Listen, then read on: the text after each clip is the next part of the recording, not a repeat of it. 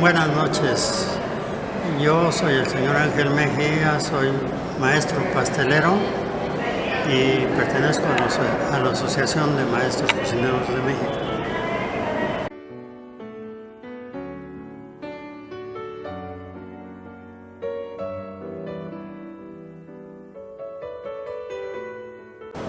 Para mí es la mayor parte de mi vida, que es una gran pasión, porque desde el principio que a mí me comentaron lo que era la pastelería, a mí me interesó y desde los 14, 16 años empecé a trabajar en ella.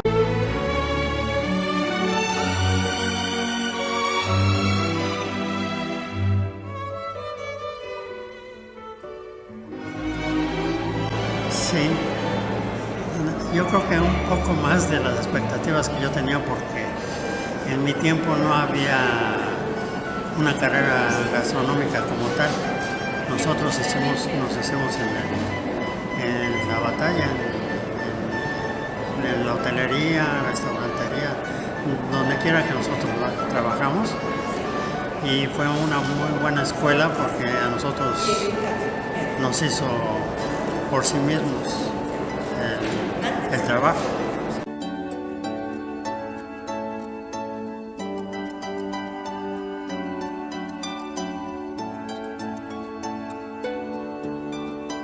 Los momentos de satisfacción más grandes que yo he tenido han sido los concursos en los cuales he participado, nacional y internacionalmente.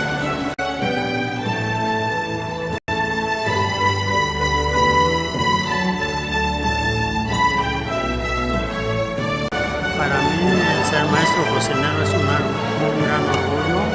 Cuando a mí me invitaron a pertenecer a los maestros, inmediatamente yo les dije sí, acepto.